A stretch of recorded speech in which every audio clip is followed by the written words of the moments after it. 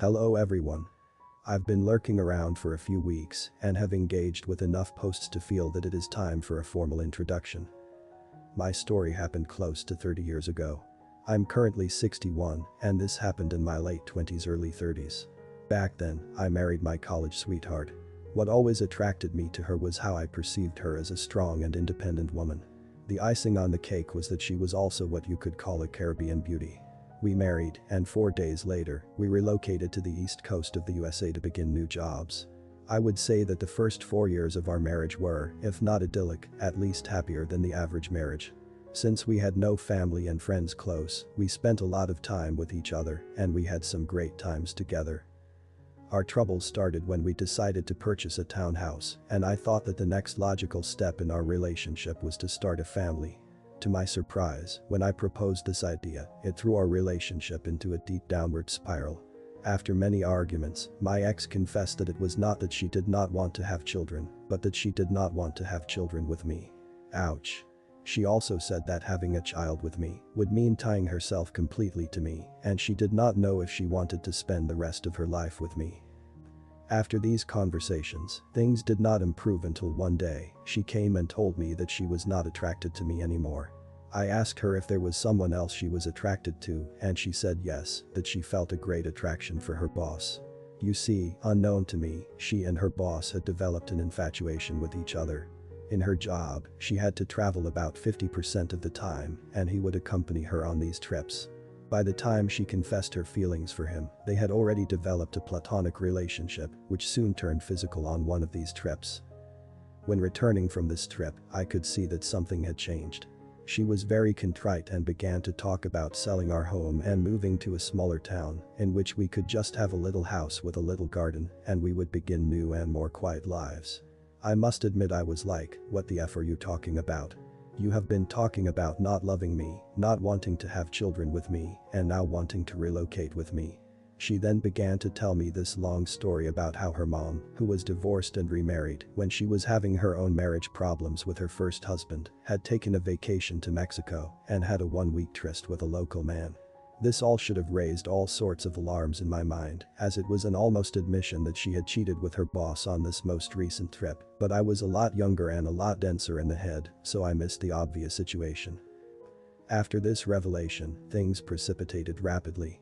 She began working late, taking weekends by herself in the mountains where I later learned her boss had a cabin, and even taking a one-week vacation by herself in order to clear her mind. Keep in mind, these were the times before cellular phones, so there was no way I could have gotten a hold of her. I still remember how crazy I was going without any communication with my wife for a whole week, without knowing where she was. All sorts of scenarios were floating in my head, except the most obvious one: she was with her lover on a one-week fun trip. Throughout all this time, I continued to support her, paid for individual counseling, drove her to her appointments, and even waited for her in the car. I think the individual counseling convinced her that she was being very unfair to me because she intimated that the idea of divorce came from him and not her. I was still holding on to the hope that with the right amount of individual counseling, I was going to be able to help her sort her mind and become the wife she had been right after our wedding. It was clear she was in deep turmoil, in which sometimes she would say she loved me, and sometimes she could not stand to be in my presence. With time, I started noticing that she would try to get into arguments with me by telling me different reasons why she was not happy. She would keep on fishing for a reason which would get me upset. Once she hit on one, she would escalate the attacks until I just would leave the house searching for peace, and she could get on the phone and call her lover based on phone records. The day she asked me for a divorce, my life crumbled. I knew we were having our troubles, but never in my wildest dreams would I have thought of divorce. Here, you must understand that I come from a very Catholic culture, Hispanic, and the idea of divorce was anathema to me. Around this time, I had to take a trip to a different state for a 2-week training. When I came back, she was gone, along with one half of our furniture and one half of our savings. I had no idea where she had gone. Back then, I had no one to lean on. There were no interest groups, no Reddit threads, no online resources or communities. I felt alone, abandoned, and fell into a deep crevice of depression. I had basically let myself go for the previous 18 months while dealing with all the drama and stress. I had gained a lot of weight and really didn't care about my health or my appearance. I firmly believed that we look the way we feel, and back then, I looked like crap. My ex had left me with no return address and no way to contact her. The original no contact while making sure to tell all of our friends that this was all my fault, so I also lost a few close friends I had. I was completely alone. Luckily, I was able to drag myself to work every day and made enough to keep the lenders away. After almost a year of feeling like crap, one morning, I awoke and noticed how the shadows slowly moved on the empty walls of the empty rooms of my home, and it dawned on me that if I did not pull myself out of the hellhole of despair I was living in soon, I would become another shadow in the wall of an empty room. To give you an idea of how I felt back then, 5 years ago, I had open heart surgery. They cut my chest open, split my sternum, and spread my ribs so that the surgeons could have access to my internal organs. After reconfiguring my organs, they wired my chest and sewed me up. I still have 11 titanium wires holding my chest. It took me 18 months to return to a semi-normal way of living. And you know something? I would gladly have another open heart surgery than relive the experience of spousal betrayal and abandonment. It was brutal. It was by the grace of God that I pulled myself out of that well of despair and began to rebuild my life. I decided to completely remake myself.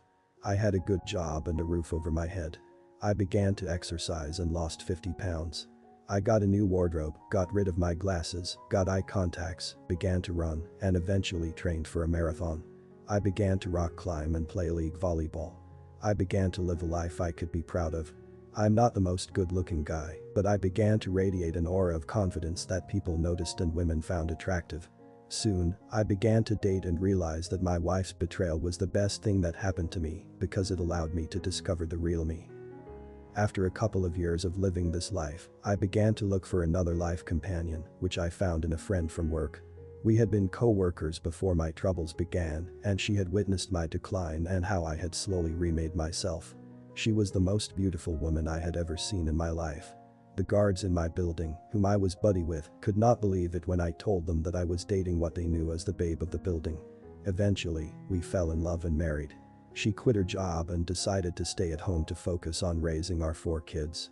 This meant being a one-income family on the very expensive east coast of the USA. It also meant that we could not live a life of luxury, but my wife turned out to be a great home manager and a better mom.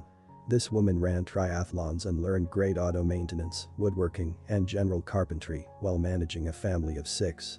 There is no house project she is not willing to attack, and we are currently building a camper van so that we can drive across the USA when I retire this December. This winter, we will be welcoming our first grandchild. I can honestly say my wife made me discover the true meaning of a strong and independent woman. My life has been so much enriched because of her. So you see, no one knows what the future would bring. All we have to do is get our act together and trust that there are good people also seeking and willing to share their lives with us. Betrayal should not define us, especially if no reconciliation is possible. And even if reconciliation doesn't work, this doesn't mean it is the end of our roads. You might be wondering what happened to the ex. Well, a few years after she left me, I heard that within months of her abandonment, her boss divorced his wife, and they moved together and eventually got married. About 15 years ago, she called me out of the blue. I'm still wondering how she got my number to let me know a mutual friend had passed away. We had a short but cordial conversation. At one point, I asked her how she was doing, and she said that she was living with the consequences of youthful mistakes. To which I answered, "That's all in the past, I don't even think about it," and I hung up. I can honestly say that in my heart, I have gratitude for her because her decisions brought me and my wife together. One last thing, another consequence of my failed marriage and reconciliation, is that for the last 15 years, I've led a ministry at my parish. I'm a Catholic permanent deacon for the divorced and separated. I have worked with literally dozens of people who were struggling with their divorces to help them find some peace and look forward to their future with confidence. All thanks to my ex-wife's reluctance to reconcile with me. Edit. I have received a few questions, which I will answer as an epilogue to my story. Did she ever apologize? She never even said goodbye. It was as if the years we spent together, we met in college and were best friends for a number of years before we started dating, meant nothing to her. Neither did she apologize. Did you ever talk to her? We had bought a townhouse together and she was paying part of the mortgage. In order to communicate, she developed this very bizarre process of phone calls between friends so that I could get a hold of her, and then she would call me if she thought communication was necessary. Since I did not change my number, she could call me at any time. We only talked a handful of times. Did you ever see her again? Between her abandonment and her final divorce, I saw her 3 times. The last one was the day our divorce became final, a couple of years after she abandoned me. She looked like crap, no makeup, very hippy-dippy clothes. I, on the other hand, had lost 50 pounds and was hitting the weights pretty hard back then. In addition, because of how much weight I had lost, all my clothes were tailored cheaper than buying new, so that day, I looked sharp with the suit and tie I was wearing. The last look she gave me when the judge was asking me if I had any objections with the divorce agreement is forever burned in my mind. Pure hatred. I guess her narcissistic brain could not comprehend how much I had thrived without her negative influence in my life. Let's see what the comments had to say about the situation. An ex-cat rep said, "You're an inspiration to many, Op. I am just turned 60 and do not have quite as happy an ending, but I did pull myself out of that abyss and am living a happy, fulfilled single life.